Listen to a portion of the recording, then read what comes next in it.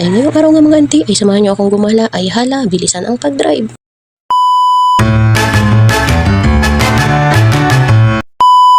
Mga auntie, samahan niyo nga ako na maganda-gandahan ngayong gabi. O, di ba? Panggabi ang beauty.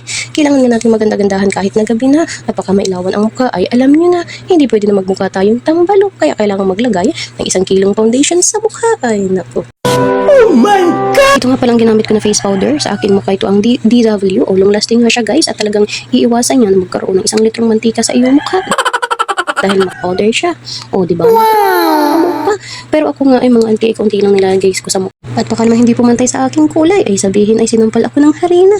Saka kahit anong lagay ko ng foundation sa mukha, aba ay huy, wala namang nababago, buhok lang. Ay naku, ang landi talaga. Ngayon nga mga tayuunahan ko na kayo sa pagtatanong kung bakit ako ay nagaganda-gandahan.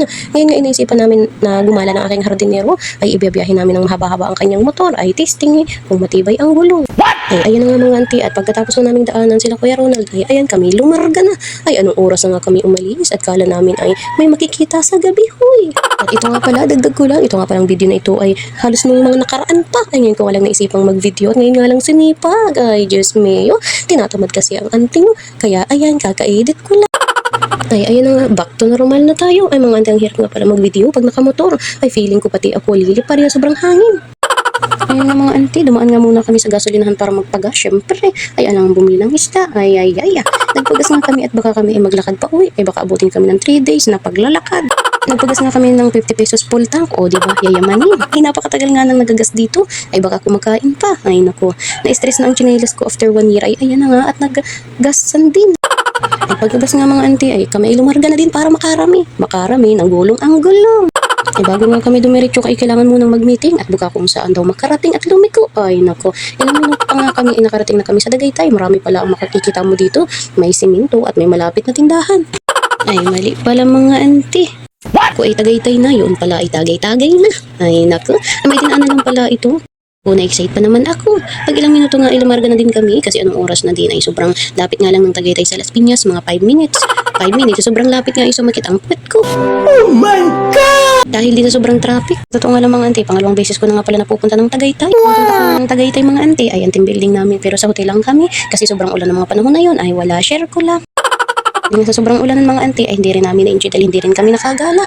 Ay na nga mga auntie at talagang naka-stoplight ang mga motor ay nakared baga ay ay sa sobrang tagal talaga ay ang tagal din uusad ng pila ay para kang kukuha ng rasyon sa sobrang traffic. Ay buti na lang itong kasampung hardinero ay talagang mahaba-haba ang pasensya. Paano? Gala din ang gusto ay hala magtiis ka.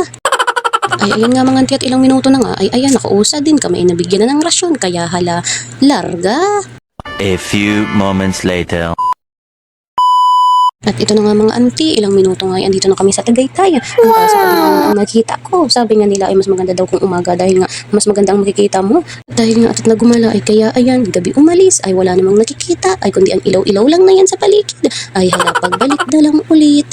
Ay mga ilang minuto nga mga auntie ko, inaisipan nga namin na umalis na lang din dito ay kami nga ay didiretso na sa kainan dahil ako'y nakaramdam na din ng gutom. Dahil sobrang lamig din dito ay naku, hindi na kailangang mag-aircon.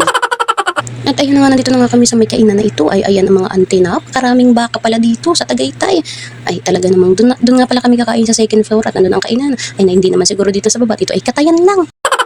Ay dahil nga gutom na din ay ayan dumiretso na kami sa taas para magtingin kung saan magandang pumuesto. Ay napakadami din pala dito mga kainan na talagang tabi-tabi lang ay may tatawagin ka na lang nila at mas masarap daw ang pagkain sa kanila. Ay pare-parehas lang din naman baka. Diretso pa nga sana kami kaya lang ay kami tinawag na ni ate na doon na lang daw kami sa kanila kumain at mainit-init daw ang sabaw nila. Ay hala sige tara na. Pagbong subo. Ay pagsabi nga ni ate na mainit-init daw ang kanilang sabaw ay ayan halay kami ay pumuesto na. Nagbigyan na din sila nga ng lagayan ng kung anong minuong meron sila kaya ayan nagpipili-pilian kunwari. Ay sige ka alam mo naman talaga ay kung ano ang pipiliing pagkain ay hala sige pili ka lang ining. Ayun nga pala yung kanilang menu. O ay diba marami-rami din kaya nahihirapan na magdesisyon na. Ay sabi nga ay kami hati-hati na lamang. Umorder nga din pala sila ng bulalo. Ay ayan nga mga auntie ay first time ko nga na iinom ng bulalo nila o kakain ng bulalo nila dahil hindi talaga ako nakain ng baka. Ay pero sa sobrang lamig nga sabi nga nila ay masarap ito ay hala ako ay titisting din. Ayan na nga mga auntie, sa tinagal-tagal na pag-iintay ay ayan, nagdala na sila ng lutuan dito. Ay hindi pala yung lutuan, talagang may initan lang sila ng bulalo. Ay amoy pa lang mga auntie, talagang mapapahigop ka na ng sabaw dahil hindi siya maanggo. Ay napakabango, kaya nga ayan, pinapaypay ko papunta sa akin ang usok dahil ang sarap talaga, nakakataka mga amoy. Ay ayan na nga mga auntie, at sinindihan pa ni ate. Ay talaga naman ate, ba't diyan ka nagluluto sa lamesa? Huwag mong subukan. Masisira ang buhay mo. Ay, napakatagal nga bago nasindihan ni ate dahil hindi ata abot ang apoy o dahil lang sa sobrang lakas din ng hangin. O, di ba? Sige ate, kaya mo yan ate. Sige lang. At ayan na nga mga ante, talagang nasindihan na ni ate at ayan ay kailangan daw initin dahil baka nga ito ay magkaroon ng sebo. Ay siya, painitin. Ayan na nga mga auntie, at dahil nga mainit na ang sabaw at ang bulalo ay ayan kami nga ay nagkuha na ng lalagyan. Ay mas masarap nga ito mga may kapag ayan may kalamansi at syempre ang sili. Alam niyo mga may, kami talaga nasanay na may sili sa bawat pagkain kasi nga ako feeling ko talaga pag walang sili ay ang tabang ng pakilasa ko. Kaya ay ayan, hindi natin dapat aalisin ang sili sa pagkain. Ayan nga mga auntie, nang tikim nga ay talagang sulit ang sabaw ng bulalo. Ay meron nga din pala kaming tapa mga auntie at talaga naman ang sarap din niya. The best talaga pala ang kainan dito sa Tagaytay. Talagang mapapabalik ka pa. Ay siya mga auntie, kung isa ka nga din sa unang tikim ng bulalo na nasarapan, ay paki-like and share naman ang aking video mare mga auntie. Ay siya, maraming salamat.